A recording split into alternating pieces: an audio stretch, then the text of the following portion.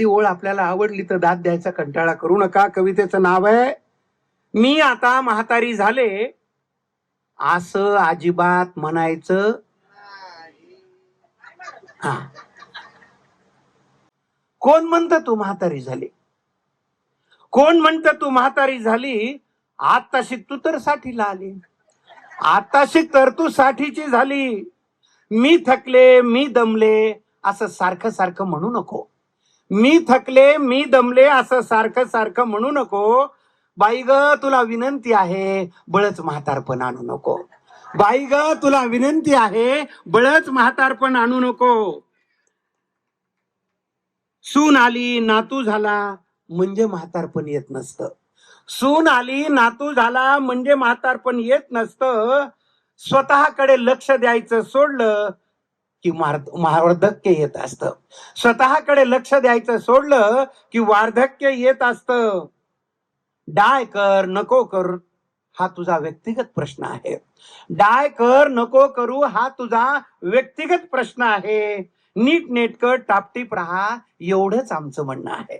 नीट नेटकं टापटीप राहा एवढंच आमचं म्हणणं आहे. बैलाला झुली घातल्यासारखे गबाळे ड्रेस घालू नको.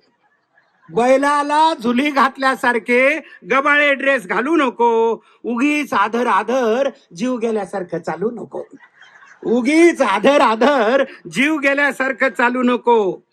लोकांनी आपल्याला काही म्हणो, लोकांनी आपल्याला काही म्हणो, आपण स्वतःला सुंदर समजावं. लोकांनी आपल्याला काहीही म्हणो, आपण स्वतःला सुंदर समजावं. रिटायर झालं साठी आली तरी रोमॅन्टिक गाणं गावं. रिटायर झालं साठी आली तरी रोमॅन्टिक गाणं गावं. पोथ्या पुराण जप तप याला आमचा विरोधच नाही.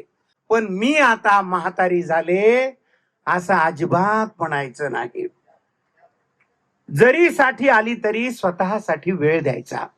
जरी साठी आली तरी स्वतःसाठी वेळ द्यायचा. मैत्रिणींचा ग्रुप करायचा, ट्रिपला जायचा प्लॅन करायचा आणि जीवनाचा आनंद घ्यायचा. आणि हो, दुःखाचे तुणतुणे वाजवायचे नाही. दुःखाचे तुणतुणे वाजवायचे नाही. आणि प्रारब्ध प्रारब्ध म्हणून बोंबलायचं नाही. आणि प्रारब्ध प्रारब्ध म्हणून बोंबलायचं नाही. घराच्या बाहेर पडायचं, मोकळा श्वास घ्यायचा आणि हिरवागार निसर्ग पाहून धुंद होऊन मारवा गायचा. हिरवागार निसर्ग पाहून धुंद होऊन मारवा गायचा. फिट राहण्यासाठी सगळं करायचं. फिट राहण्यासाठी सगळं करायचं. हलकासा व्यायाम, योगा, थोडा morning walk, facial, massage, steam bath सगळं सगळं करायचं. सगळं सगळं करायचं. 60व्या वर्षी फॅशन करू नये असं कुणी सांगितलं? 60व्या वर्षी फॅशन करू नये असं कुणी सांगितलं? Palazzo, one piece, jegging, T shirt सगळं घालायचं. Palazzo, one piece, jegging, T shirt सगळं घालायचं. आणि गळम्यासारखं नाही, मस्त आयटीत चालायचं. आणि गळम्यासारखं नाही, मस्त आयटीत चालायचं. नको बाबा लोक काय म्हणतील. अरे म्हणली का पुन्हा लोक काय म्हणतील? मग ट्रिपला काय नऊवारी लुगडं आणि तिकटा मिठाचा वास येणाऱ्या मेनचट साड्या घालून जाणार का? मग ट्रिपला काय तिकटा मिठाचा वास येणाऱ्या मेनचट साड्या घालून जाणार का? अगं बाई, जगाची फिकीर करायची नाही. हे फक्त माझ्या बायकोला म्हणणं नाही, सगळ्या भगिनींसाठी. अगं बाई, जगाची फिकीर करायची नाही आणि म्हातारी झाले असं अजिबात म्हणायचं नाही. हे सगळं तू का करायचं? कविता कशासाठी लिहिली त्या ओळी आता इथून पुढे सुरू होतात. त्या 4-5 ओळी आहेत.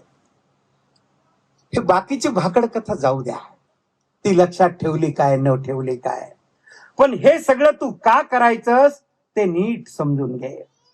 कारण तू घराचा आधार आहेस, कुटुंबाचा कणा आहेस. कारण तू घराचा आधार आहेस, कुटुंबाचा कणा आहेस. वास्तू नावाच्या पंढरपुरातली मंजुळ विना आहेस. वास्तू नावाच्या पंढरपुरातली मंजुळ विना आहेस.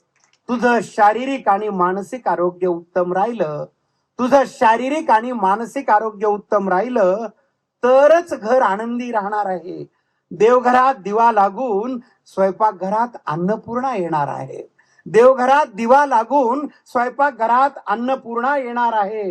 घराघरात संस्काराचा सडा आणि चैतन्याचा झरा वाहण्यासाठी, घराघरात संस्काराचा सडा आणि चैतन्याचा झरा वाहण्यासाठी तुझं मन प्रसन्न असणं खूप गरजेचं आहे.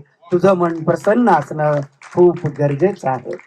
खूप खूप धन्यवाद. कविता आवडली असेल तर लाईक करा, शेअर करा, कमेंट्स करा आणि आमच्या हसो आणि आसो या चॅनलला सबस्क्राईब करायला विसरू नका.